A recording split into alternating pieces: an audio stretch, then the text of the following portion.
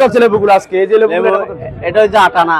আটানা ঈদুল আজহার কিন্তু আকর্ষণীয় যে জিনিসটা সেটা হলো শশা এবং রয়েছে সেই সাথে লেবু।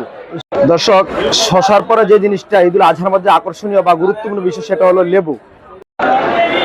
আসসালামু আলাইকুম ওয়া রাহমাতুল্লাহ। যারা পাইকারি সবজি নিয়ে ব্যবসা করছেন তাদের জন্য আজকের এই ভিডিওটি। দর্শক, শুরুতে জানিয়ে রাখছি আজকে 27শে মে রোজ বুধবার, যেহেতু আগামীকাল রোজ বৃহস্পতিবার ঈদুল আজহা অনুষ্ঠিত হবে।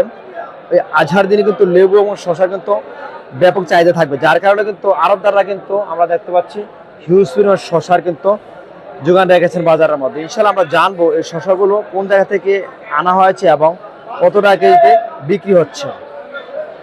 আর যারা ব্যবসা করতে চান তারা অবশ্যই আমার ভিডিওগুলো প্রতিদিনে দেখবেন। বিভিন্ন লিচু, আম, সবজি সহ বিভিন্ন কিছুর ব্যবসা ভিত্তিক পাইকারি দামের সন্ধান দিয়ে থাকি আমি।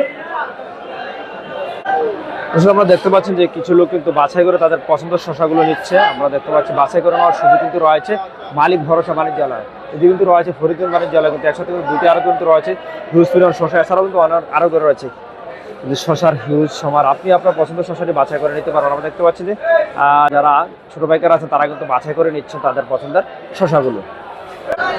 দর্শক, শশাগুলো কিন্তু লামা থেকে আগত আমরা দেখতে পাচ্ছি নিমসার বাজারে। এই শশাগুলো এই মুহূর্তে 28 থেকে 35টা মজুদে বিক্রি হচ্ছে।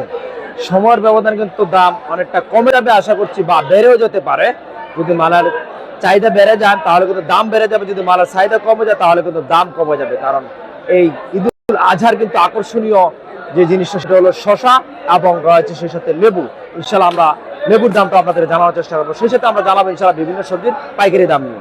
দর্শক, শশার পরে যে জিনিসটা ঈদুল আজহার মধ্যে আকর্ষণীয় বা গুরুত্বপূর্ণ বিষয় সেটা হলো লেবু। আমরা এই মুহূর্তে লেবু বিক্রির সাথে কথা বলবো, কি দরে চলছে লেবুগুলো আজকে। আসসালামু আলাইকুম। বড় ভাই কেমন আছেন? আছি ভালো আল্লাহ। বড় ভাই, আজকে তো ঈদের আগের দিন, বাজার কেমন যাচ্ছে? বাজার ঠান্ডা ভাই। বাজার ঠান্ডা নেই, যেরকম আশা করছিলেন ওরকম পাচ্ছেন না বাজার নাকি? কি দরে চলছে লেবুগুলো আজকে? এই যে লেবুগুলো এটা হচ্ছে আটানা।